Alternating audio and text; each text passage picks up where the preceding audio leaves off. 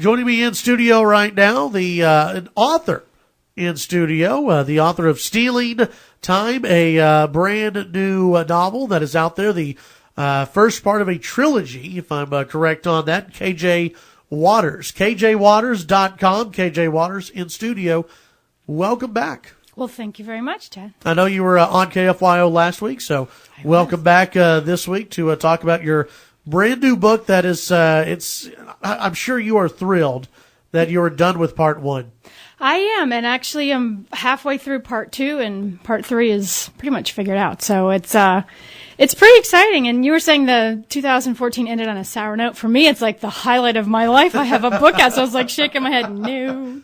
Well, and it took you a while to get this first book out, correct? Oh yeah, I've been working on this for 9 years. That I started it as one long book, and then I had a conversation with a friend of mine, explaining to him the whole story, and he's like, "You know what? That's a lot for a book. Why don't you split it up?" And I thought, and then I looked into the research about what sells well, and trilogies sell really well. Science fiction sells really well, and science fiction trilogies are even better. So I thought, hey.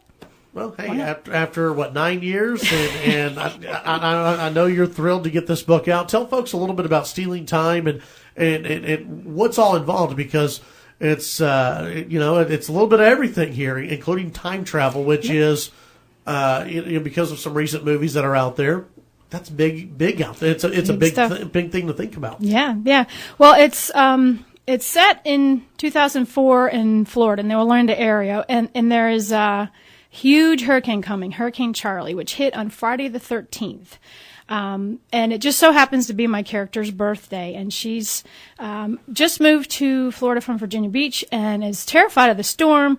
Her and her friend are in the living room watching the news, and they're not sure, is it going to hit Orlando? Is it going to go north?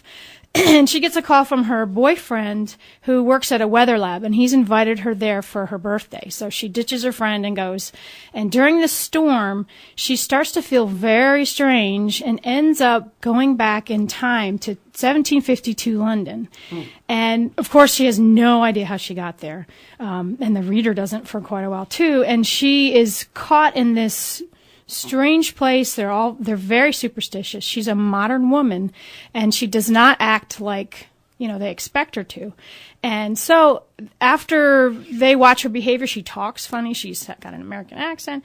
They decide that she's a witch. So now she's in really hot water, and she's trying to figure out how to get back, but also how to stay alive long enough to get back if she can figure that out. So that's most of the story. The other part of the story is following her best friend, Stephanie McKay, who lives through the hurricane. So she ends up having to go out in the middle of it, and all these things happen. It's like a series of, each element is worse than the last thing that happened to her. And same with Ronnie's. I've done a lot of work to try to make it a real page turner. A lot of character development. Yeah, good character development.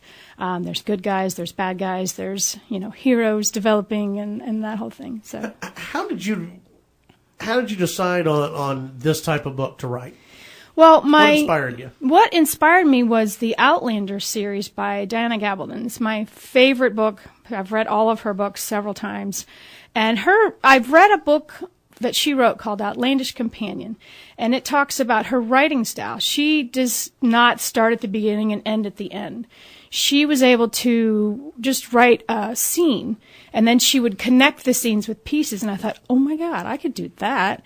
I have tons of ideas. It was the structure element that was keeping me from wanting to write a book, because I'm much more free-flowing, creative kind of a person. Right. And I thought, well, gosh, if she's that successful doing it with a very creative approach, why can't I try that? So I thought, well, yeah, why not? And I'm really intrigued by the time travel.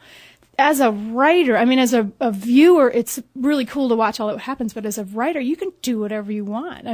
You're not stuck with time or history or chronological anything. So the possibilities really are endless. So I thought, why not? Well, there are really no rules there. You can explore a lot of different eras. You can explore a lot of different places. And, as we said earlier, this is a trilogy, so who knows what's to come. Yeah. And the summer that I wrote about, 2014, there were 6 hurricanes that hit Florida.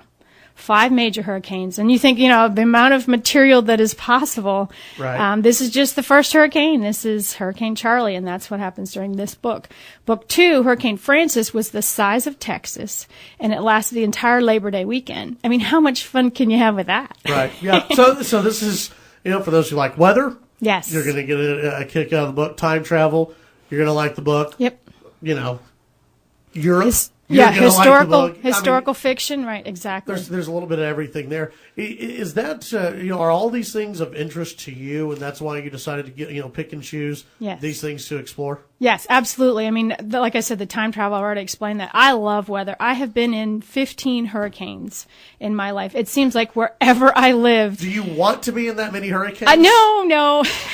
But look, I wrote a book about it. So you know, the feelings that you have and the sounds that you hear. I mean, you can feel the trees landing. You may not know where that tree landed, but you can feel it through your feet, through the floor, because it's vibrating. So there's a lot of like terror kind of things that are brought from my real life. And I love weather. I've always been fascinated by it. I grew up in Maryland, and I've had, you know, all the hurricanes were hitting there for a while, and then I moved to Florida, and it was like, hello. I was there for 3 whole days, and Hurricane Charlie hit, and then the rest. So, it's, you know, I've always been fascinated by weather. And then a lot of what I've read, like the Diana Gabaldon books, are all historical fiction. She goes back in time, and it's, you know, hers is more of a Scottish uprising type thing is where it starts. But Very cool. I'm very fascinated by that. And the women's issues of how they were treated back in those days. I mean, they were pretty much a piece of property. Right. They had no say in what happened to them, and to be a modern woman and to be put into that situation is fascinating to me to find out how, you know, what would you do? How would you handle that? And when they think you're a witch, I mean, it's preposterous to us. You know, she talks funny. Oh my God, she's a witch. Yeah. You know, it's ridiculous for us. But in that time, they were so superstitious, and all the problems that come from, you know, they don't understand what you're doing, and, you know, the things that you say and the way you act and the fact that you can read really well. All these things are, you know, normal to modern people, but to them it was terrifying. The book is Stealing Time, a novel by K.J. Waters. Where can people pick up the book? It is on Amazon right now. You can go to my website, is kjwaters.com, and find it there, or you can look up Stealing Time or K.J. Waters on Amazon, and it will be there. Yeah, download it for your Kindle, download it onto your Kindle app, all those kind of Exactly. Great places to download it. And the book, again, Stealing Time by K.J. Waters, kjwaters.com. You can also find her on Facebook and also on Twitter, Yes, correct? I'm on Twitter. That's right. And what's your username on Twitter? It's at Kamajowa, Kamajowa. All right. And also, you know, she's got you're all over the place. You've got a blog out there. I know you're CEO of Blondie's Custom Book Covers, and you're all over the place. You're busy. That's why it took you 9 years to write the book. That, and you need to be in more hurricanes. Yeah, well, I've had my share to write about. I'll stay away from the hurricanes for now. Are you sure you don't want to be in any Well, water? I mean, okay, maybe one, but if you can assure me that I'll be safe. What's the largest hurricane that you've gone through? Francis. That was, like I said, it was the size of Texas. I think the wind speeds were 90 above. It was a Category 5 just before it hit land. Okay.